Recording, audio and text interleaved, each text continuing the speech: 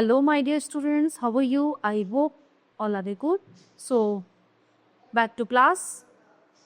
Today, we have read the SST chapter number 14, 18th century political formations. आज हम discuss करेंगे 18वीं शताब्दी की जो राजनीतिक संरचनाएं हैं कि उस 18th सेंचुरी में जो पॉलिटिकल फॉर्मेशन होते थे वो कैसे होते थे. तो आइए पढ़ते हैं. तो लर्निंग का आउटकम क्या है इसके? The later Mughals, the Maratha, the rise of regional powers. तो मुगलों के बाद क्या स्थिति थी वो जानते हैं. After the death of Aurangzeb, a war of succession broke out among his sons as well, and his eldest son, Bahadur Shah, came out victorious to succeed him on the Mughal throne, but he could not control the rising power of the Marathas and the Sikhs. He died in 1712 and was succeeded by his son, Jahadar Shah. During his reign, two brothers, Hussain Ali and Abdullah, generally known as the Sayyid brothers, became very powerful. They played an important role in the Mughal politics. They became king makers. They wanted the Mughal king Jahadar Shah to become a puppet in their hands. But when he refused to do so and tried to become independent, they got him murdered after a brief reign. That Banda Bahadur, the daring Sikh general, so was captured and tortured to death. Farrukh Shah's reign lasted for 6 years, 1713 to 90. As he tried to free himself from the yoke of the Sayyid brothers, he too was put to death. The next notable king raised to the throne was Muhammad Shah, whose rule lasted till at 1748. With the help of some supporters, he was able to overthrow the Sayyid brothers, but this help cost him dearly as his supporters declared their own independence in this way. Alivardi Khan in Bengal, Sadat Ali Khan in Awadh, and Nizamul Mulk in Hyderabad became independent. So Muhammad Shah himself came to be known as Rangila because of his love for pleasure and merrymaking. At the same time, the Marathas, the Sikhs, and the Jats increased their powers. The invasions of Nadir Shah in 1739 and Ahmad Shah Abdali in 1761 shook the Mughal Empire. It could not become stable again. The rise of regional powers. When the Mughal Empire became weak, many regional kingdoms rose which were under the Mughals. The three largest provinces to become independent were Awadh, Bengal, and Hyderabad. We will talk about first Awadh. The decline of the Mughal Empire caused the emergence of Awadh as an independent state comprising the regions around Lucknow, Kanpur, Banaras, and some areas near Allahabad.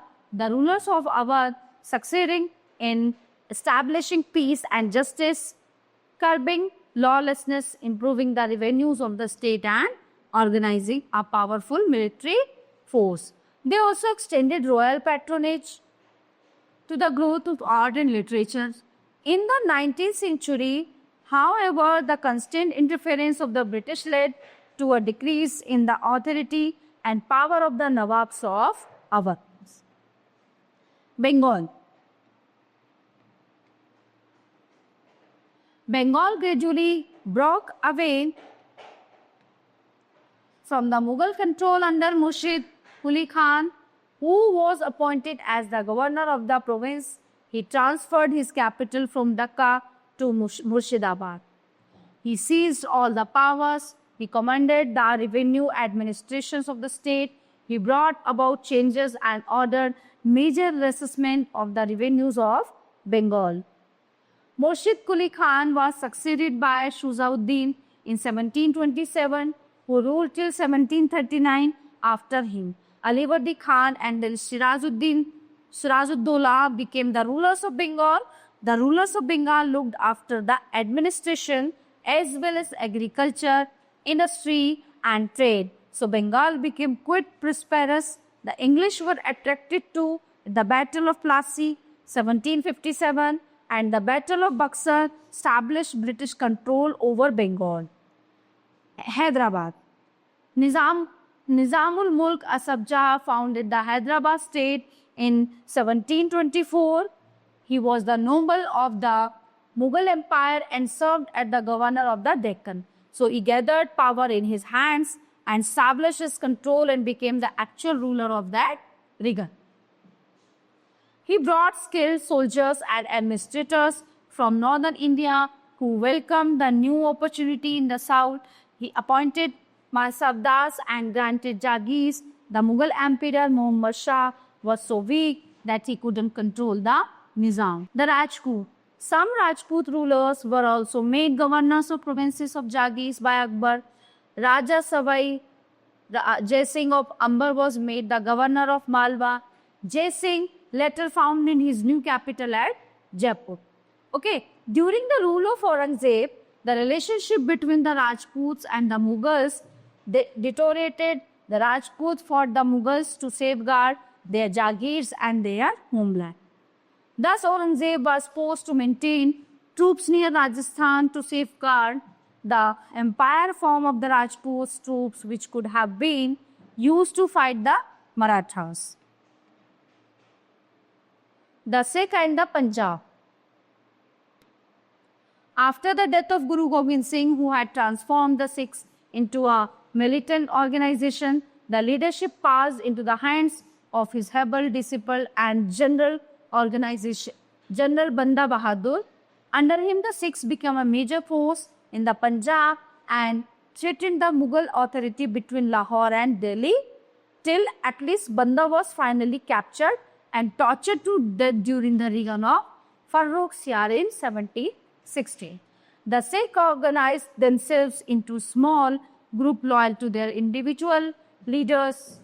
These groups came to be known as misls, which were 12 in number. So these misls carried their activities within their territories and cooperated with one another, but they could not unite as a single power till the end of the 18th century, when Ranjit Singh of the Sukhir Chakya misl brought the whole area west of the river Satluj under his control and established the Sikh kingdom.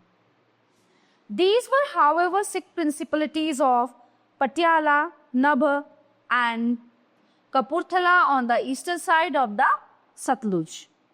Rise of Mysore.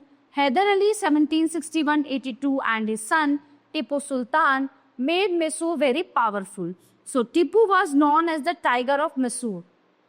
है ना, Tiger of Mysore के नाम से जाने जाता था. With the help of the French, Hyder Ali established a modern castle at Dindigul. Tipu Sultan even made efforts to build a modern. Both father and son fought against the English. Hyder Ali defeated them in the First Anglo-Mysore War. Tipu Sultan died fighting the English during the Fourth Anglo-Mysore War in 1799. Now next we will talk about Maratha. Maratha means Chhatrapati Shivaji. In the 17th century, the Maratha, who were chieftains, came to power. So Maratha served in the kingdom of Ahmednagar, Bijapur and Golconda. So when these kingdoms crumbled, the Marathas declared their independence. There was also a regional kingdom that was opposed to the Mughals. Shivaji and the Mughal. The growing power of Shivaji worried the Mughal Emperor Aurangzeb,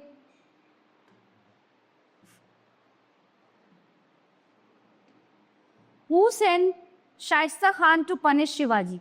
Okay, Aurangzeb sent Raja Jai Singh of Amber to capture Shivaji. So Jai Singh, beside the fort of Purandar, Shivaji was supposed to sign a treaty. So most of his forts were taken by the Mughals. Shivaji was sent to Agra, where he was humiliated and he left the court in anger. So he was put under arrest, but Shivaji again escaped from the jail in a fruit basket. Aurangzeb did his best to recapture Shivaji, but in vain. Shivaji as a king. After returning from Agra, Shivaji began his conquest. He conquered one fort after the other. By 1674, he conquered much of his lost territory. He was then coronated as Chhatrapati Shivaji, the ruler of the Maratha Empire at Raigad. Civil administration. His kingdom was divided into three parts: the Swarajya, own kingdom, which was directly under the Marathas; Mulk-e-Qadim, the old territory, and the Mughlai.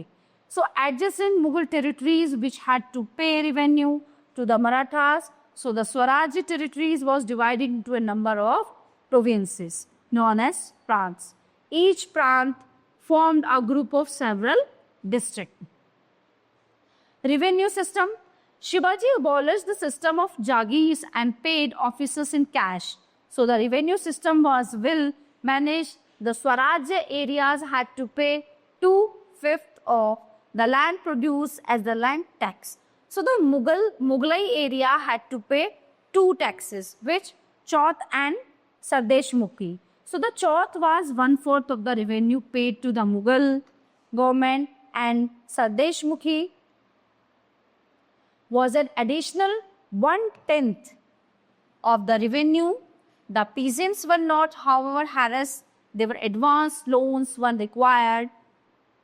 Shivaji was not an arbitrary ruler. He had appointed a council of 8 ministers called the Ashtapradhan, who advised him in carrying out the administration of his territories. Military administration. He maintained a regular army which comprised of cavalry, infantry, artillery, and navy. He had about 200 ships in his navy. His soldiers were paid well, so they never went on rampage. A system of graded ranks was followed. Jagir were not granted to anyone. Shivaji perfected the art of guerrilla warfare. Shivaji observed strict discipline in his army. So there were orders that his soldiers would not misbehave with women and children. Okay, so no, चाहे वो दुश्मन की क्यों नहीं होते थे, वो औरत और बच्चों को नहीं मारते थे. Nor would they defile the religious places. और जो धार्मिक जगह होती थी, स्थान होते, उनको टच भी नहीं करते थे of the enemy. Shivaji built a network of forts. These forts were of great help in defense. These forts were well maintained and strongly garrisoned. They were generally under a havaldar. He was assisted by a Brahmana, Subedar, for civil and revenue administration. Shivaji was a devout Hindu but a great religious. Tolerant people of all religions were treated equally. Causes of Shivaji's success in building a strong state. The Marathas under Shivaji were able to build up a strong and independent state. Various factors helped them in this direction. So the conflict between the Mughals on the one hand and the two Deccan states of Bijapur and Golconda on the other afforded them the opportunity to build up their strong and independent state. So the leadership of a great leaders like Shivaji enabled them to organize themselves into a strong nation, powerful enough to thwart to the word all the opposition and aggressive actions of the Deccan states and the Mughals. The hilly terrain of Maharashtra and guerrilla war tactics also enabled them to successfully face the large armies of the Deccan state and Mughals.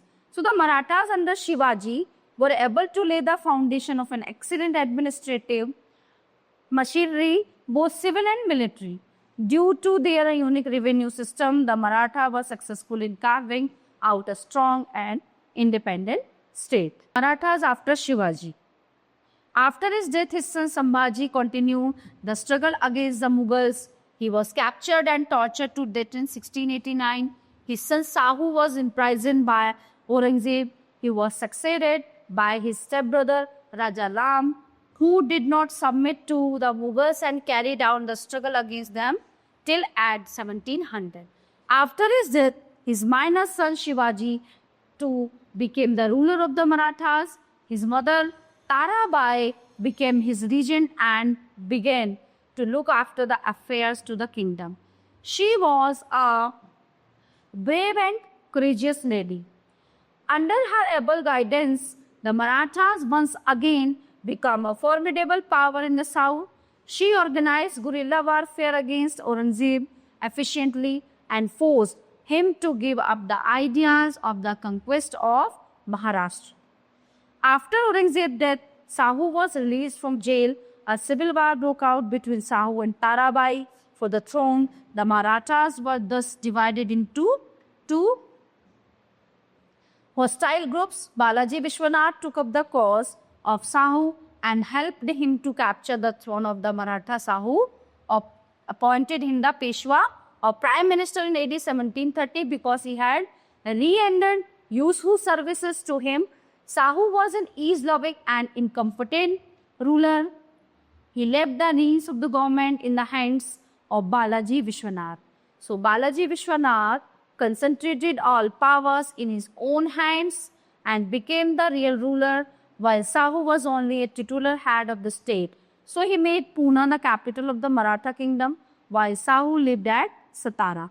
Balaji Vishwanath was succeeded by his 20-year-old son, Bajirao I. He was a bold and brilliant commander, an ambitious and clever statesman, and an able ruler.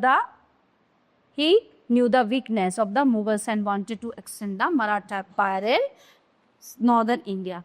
He conquered Malwa in 1724.